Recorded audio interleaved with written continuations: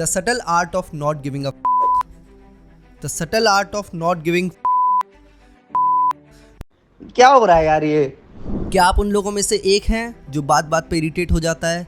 छोटी सी चीज़ हो जैसे लाइट चले जाना, ट्रैफिक में फंसना या दोस्त कॉल नहीं उठाता है, इन चीज़ों से इतना इरिटेट हो जाते हैं, इतना परेशान हो जाते हैं कि अपना पूरा मूड ख़राब कर लेते हैं। तो दोस्तों, मार्क मेंशन की ये बुक 2018 में जो लिखी है, इस बुक में जीवन में जो लोग बात बात पे इरिटेट हो जाते हैं, परेशान हो जाते हैं और अपना मूड ख़राब कर लेते हैं, उनके लिए है the subtle art of not giving a fuck. इस बुक में 5 वो प्रैक्टिकल स्टेप्स के बारे में बात करेंगे, तो इस वीडियो को लास्ट तक देखें। So let's get started. Number 1, choose your फक्स वाइजली। मार्क मेंशन कहते हैं आप और आपके दोस्त इस दुनिया में बहुत ही छोटे समय के लिए हैं और उस टाइम पर आपके पास बहुत लिमिटेड फक्स टू गिव हैं, तो choose your important things to give fuck on. इसका मतलब ये नहीं है कि आप किसी चीज़ की टेंशन ना लें। गाइस, हो सकता है आपका कल एग्ज़ाम है, मैं ये नहीं कह रहा उसकी टेंशन ना लें, आप उसकी टेंशन लें क्योंकि वो इम्पॉर्टेंट है, पर कुछ चीज़ इंपॉर्टेंट नहीं हो सकती। फॉर एन एग्जाम्पल, आपके पड़ोसी बाली घूम के आया है पर आप इस पर भी परेशान हो रहे हो, तो ये ना करें। मार्क मेंशन इसमें कहना चाहते हैं उन लिमिटेड फक्स को लिमिटेड चीज़ों पर और इम्पॉर्टेंट चीज़ों पर ही दें, ना कि हर चीज़ पे स्ट्रेस लें। इसकी प्रैक्टिकल गाइड ये है, जो भी चीज़ आपको परेशान करती है, एक मोमेंट रुकें और बोलें, do I really care about this? If not, so just move on. अगर आप बिना सोचे किसी भी चीज़ को फक देने लगेंगे तो आप खुद फक्ड हो जाएंगे। Second, confront the uncomfortable. इसमें मार्क मेंशन ने एक बड़ी डीप बात बोली है, the avoidance of any suffering is itself a suffering, the avoidance of any pain is itself a pain. मतलब तुम ज़्यादा सफ़र जब करते हो जब तुम किसी प्रॉब्लम से भागते हो। कई बार आपने देखा होगा, अनकंफर्टेबल कन्वर्सेशंस करनी है आपको किसी से, या कोई लाइफ का बड़ा डिसीजन लेना है, तो आप उससे भागते हो। अगर उससे आप भागोगे तो वो परेशानी आपको और पिंग करेगी। तो फेस करो अनकंफर्टेबल सिचुएशंस को, कन्वर्सेशंस को और बड़े डिसीजंस को जो आपको आज लेने हैं, जिससे कि आने वाला आपका फ्यूचर सेल्फ बेटर होगा। इसका प्रैक्टिकल एग्जांपल समझते हैं। जिम में हम बॉडी बनाने जाते हैं तो दर्द होती है ना बॉडी।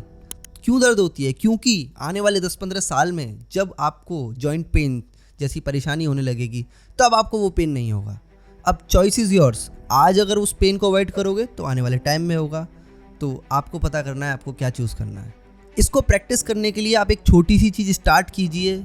मान लीजिए आप सो रहे हैं, आप लेज़ी फील कर रहे हैं और आपको अपने लिए पानी पीना है, तो उसको तक आप अवॉइड करेंगे कि अरे छोड़ो ना, सो जाते हैं। पर उस समय पर अपने दिमाग में कॉन्शियस थॉट के साथ ये सोचें कि मैं अगर इस समय पर उठूँगा और अपनी बॉडी को सर्व करूँगा और इस लेज़ी के साथ फाइट करूँगा, तो आने वाले टाइम में मेरी एक ऐसी हैबिट होगी, कोई भी अनकंफर्टेबल सिचुएशंस धीरे धीरे मैं उसके अगेंस्ट जाने में एक इनर्शिया जनरेट करूँगा। और बाय द टाइम इस चीज़ को प्रैक्टिस करते करते आप देखेंगे कि आपकी लाइफ सरप्राइजली काफ़ी चेंज हो जाएगी। Number 3, the success of failure. Generally आपने ये चीज़ तो हर जगह पढ़ी होगी, failure is important, but mark Manson ने इसमें इसको बड़े खूबसूरत तरीके से बताया है, failure is also a success. आप रिलेट करें तो बचपन में आपने कभी साइकिल चलाना सीखा है?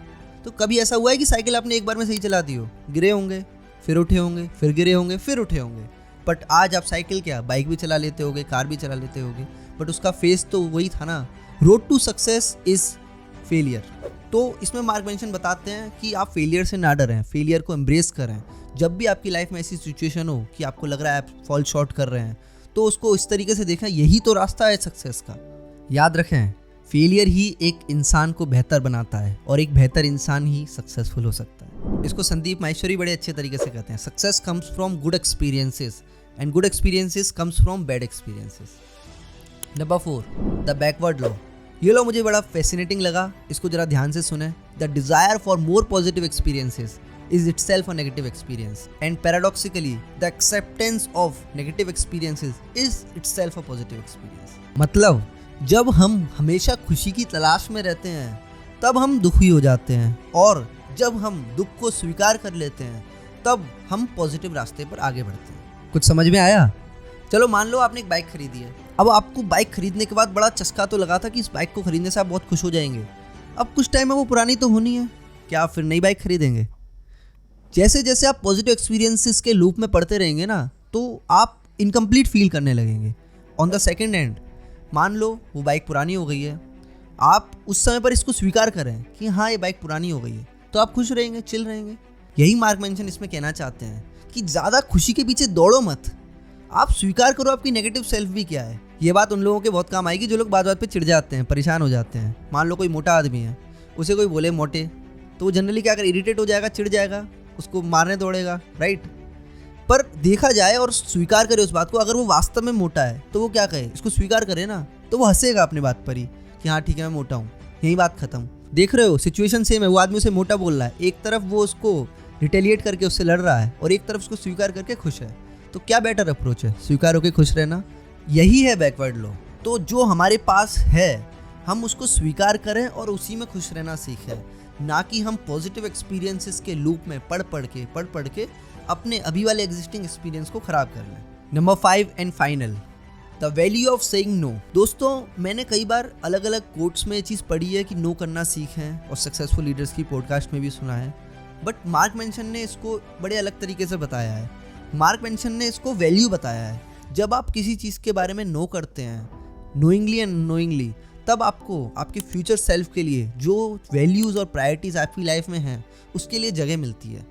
मान लो आपका एक दोस्त आपको पार्टी के लिए बुला रहा है और उसी के टाइम अगले दिन आपको अपने इंटरव्यू की प्रिपरेशन करनी है, तो उस समय पर जनरली लोग डिलेमा में पड़ जाते हैं क्या करें।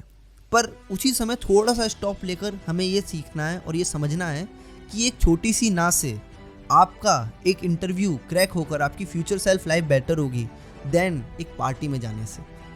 And trust me, a good friend will always support it. Mark mention कहते हैं कि छोटे छोटे प्लेजर हो सकता है आपके लिए टेम्परेरी हैं, पर जो चीज़ आपके लिए परमानेंट है और लॉन्ग टर्म इंपॉर्टेंट है उसी के बेसिस पे डिसीजन लें, तो उस वैल्यू ऑफ नो को आप और वैलिडेट कर पाएंगे। अगर आप इस पार्ट को समझेंगे तो अपनी एनर्जी और टाइम को बेहतर और इम्पोर्टेंट चीज़ में लगाकर और फालतू की चीज़ों में डिस्ट्रैक्टेड ना होकर आप अपने गोल्स को और बेटर अचीव कर सकते हैं। So at last just I want to say a beautiful words from this book, life is like a roller coaster, it has lot of ups and downs, just embrace both, just don't fall for positive but also accept negative and don't give a fuck to everything. That is what this art is. One more thing, बाकी दोनों video में मैंने अपने दोस्तों से पूछा कि आपने क्या सीखा, तो जनरली उन्हें कुछ ज़्यादा याद नहीं रहा। तो इसलिए मैं चाहता हूँ कि जो भी लोग इस वीडियो को देख रहे हैं, इस वीडियो में ओनली वन लर्निंग जो भी आपने पूरी वीडियो से सीखी है उसे कमेंट में लिखें। इससे क्या होता है, आप रिफ्लेक्ट करेंगे कि आपने वो क्या सीखा, और जब वो आप लिखते हैं तो आपके दिमाग में वो बेहतर प्रिजर्व रहता है। तो फिर इसे रैप करते हैं। Remember, life is not about being indifferent but it's being about choosy what we care about. Thank you, this is Rajat Vallabh signing of.